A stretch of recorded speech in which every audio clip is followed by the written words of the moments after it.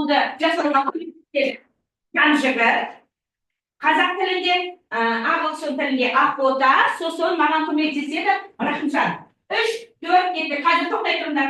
Бір мезгілде екі қолмен бірдей жұмыс жасауға тырысамыз. Мен қазір байқап тұрамын. Кеттік. 3-4.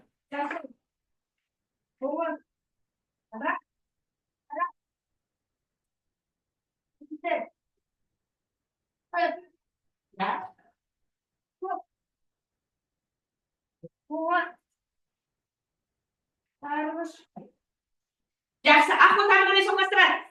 Ақбота дауысын шығар. Blue, green, yellow, white, red, orange, blue, yellow, red, purple, Жақсы, орыс тілінде Рахымжан. Рахмет, ақбота Рахымжан ағалай. фиолетовый, зеленый, черный, белый, коричневый, оранжевый, белый, черный. Молодец, тамаша. Өте жақсы, өте жақсы. Яғни біз кішкене миымызды шынықтырдық, екі қолымызбен жұмыс жасадық, сабаққа дайынбыз деген сөз. Қоямыз. Жақсы. Үйге сендерге септіктердің сұрақтарын, жалғауларын жаттап ережемен жұмыс жаса дедім. Солай ма? Жақсы. Олай болса кеттік. Зат есімнің септелу дегеніміз не? Қол көтеріп жауап береміз. Зат есімнің септелу дегеніміз не? Yes. Дұрыс айтады. Зат есімнің өзгеру. Зат есім қай уақытта өзгереді? Қай уақытта өзгереді, иә? Септік жалғаулары арқылы өзгереді. Ал септік жалғаулар дегеніміз не? Септік жалғаулары дегеніміз не? Я?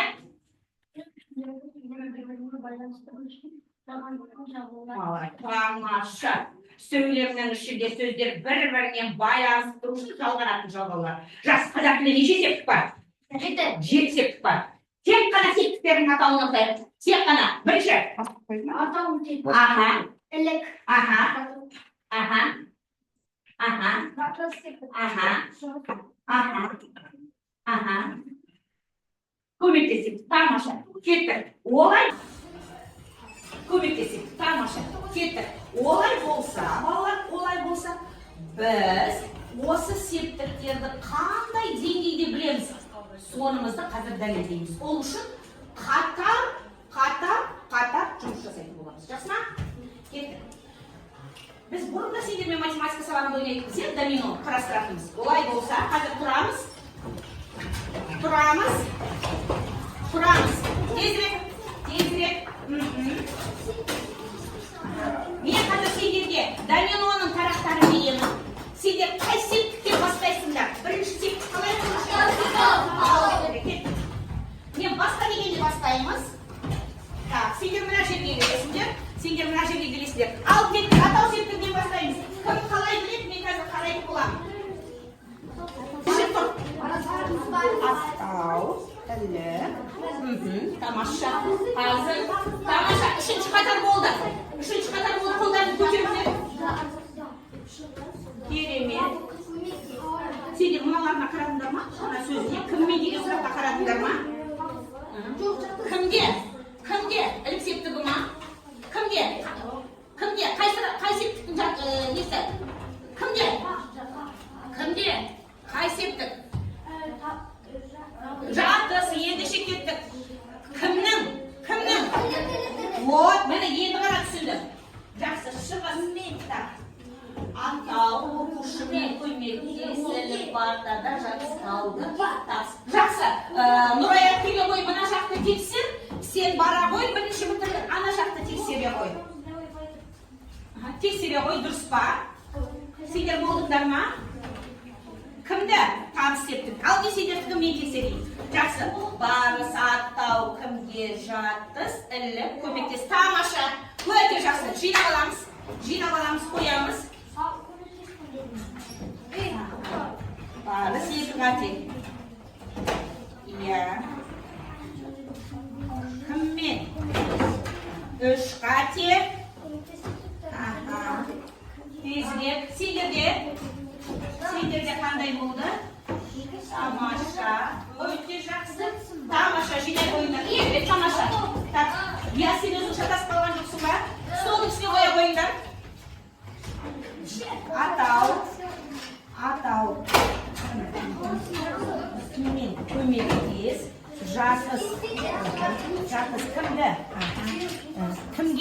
Неге?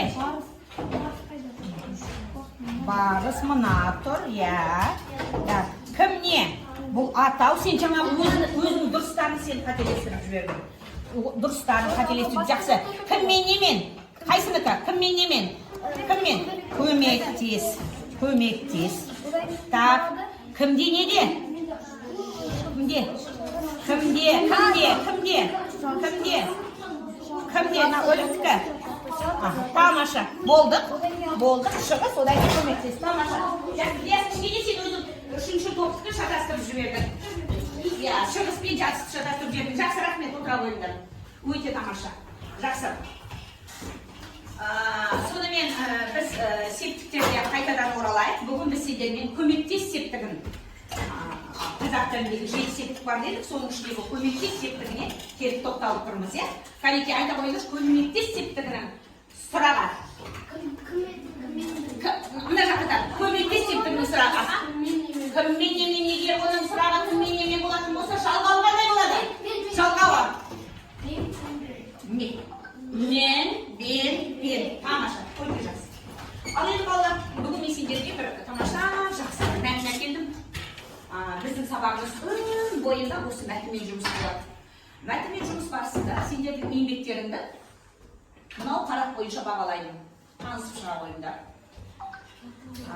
Бұған қоса, қосымша жұмыстардан жақсы көрінген балаларға міндетті түрде еңбектерін бағалайтын боламын. Жақсы ғой? Қазір сендерге мен жаңа айтқандай беремін мәтін. Мәтінді балалар жұппен жұмыс жасаймыз. Жұп дегеннен кейін қанша болады ол? 2 адаммен. Кеттік. Бірінші көрші болып оқи қойыңдар. Ясында жұп жоқ. Дінмұхамед алып қалды бүгін. Оқимыз. Кеттік.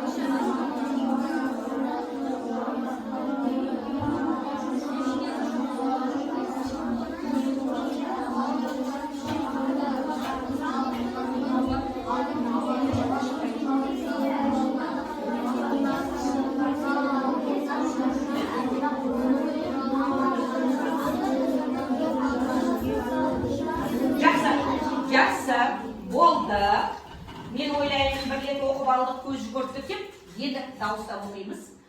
Бастайды әдемілік. Әдхан, кет. Біздің апасы үлкен әкем, анам және 2 үлкен ағам мен қарындасым бар. Әжем отбасынан басы, ол кісі не айтса сол заң. Ол кісі не айтса сол заң, жақсы Нұрай ата кеттік. Жасы 80-нен асса да әлі таң. Әжем өте ақылды, көргені көп. Әжемнің мінезі жайдары, жүрегі жұмсақ, көзі үнемі күлімдеп тұрады. Қасы қалаңқыр мұрынды, ат жақты адам. Ағарған шашы ылғи, басындағы жаулығынан бұйраланып шығып тұрғандықтан шашы аппақ болып ағарғанын анық білуге болады. Жақсы, әрі қарай қосар.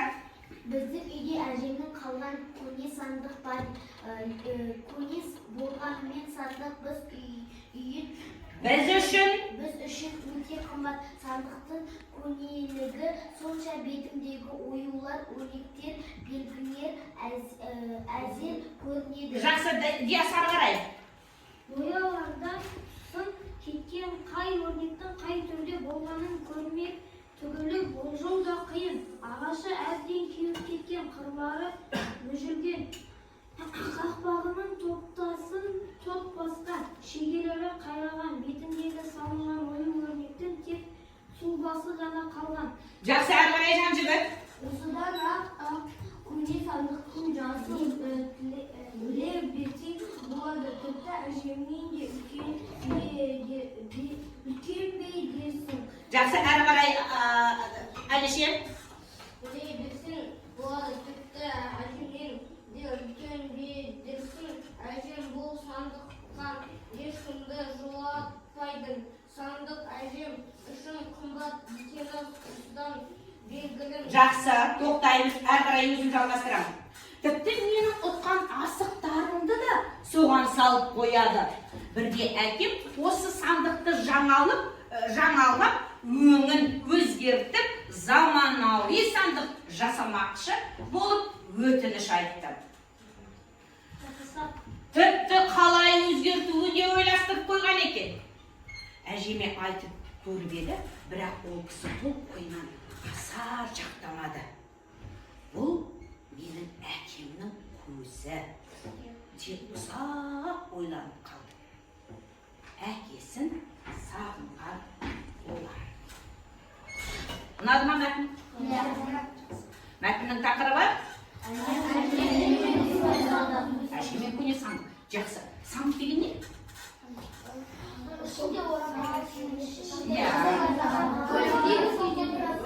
Кигіз үйдің ішінде тұруы мүмкін, ішіне заттар салынады. Сыртында оюы болуы өте тамаша, өте жақсы. Ал енді бұл жерде сандықты жай ғана сандық демейді, көне сандық дейді. Көне дегеніміз не? Басқаша қалай айтамыз? Көне сандық. Бағалы дейді бір бала? Бұрынғы дейді. Мен Кәусар, бала қараңдаршы. Диас айтады бағалы дейді, Кәусар айтады бұрынғы дейді. Қайсысынікі дұрыс деп ойлайсыңдар? Кәусардікі ма, Диастікі ма? Кәусардікі, Диастікі. Есінде болатын болсын, көне деген бұрыннан келе жатқан, ескірген деген мағынаны білдіреді. Жақсы ма? Есінде болатын болсын. Жақсы. Енді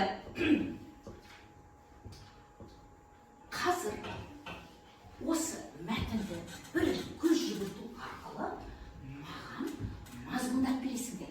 Ал сендер білесіңдер, әдебиетті оқуда мазмұндау деген бар. Не? Кім ережесін айтады? Мазмұндау дегеніміз не? Не мазмұндау дегеніміз? Не мазмұндау дегеніміз? Не? Мазмұндау дегеніміз мәтінді толық түсініп оқып айтып беру. Дұрыс айтады. Мәтінді оқып, сол түсінгеніңді айтып беру, ол мазмұндау деп аталады. Солай емес па? Аха. Мазмұндаудың неше түрі бар? Қандай? Толық мазмұндау, қысқаша мазмұндау, шығармашылық мазмұндау. Ал енді шығармашылық мазмұндау дегеніміз не?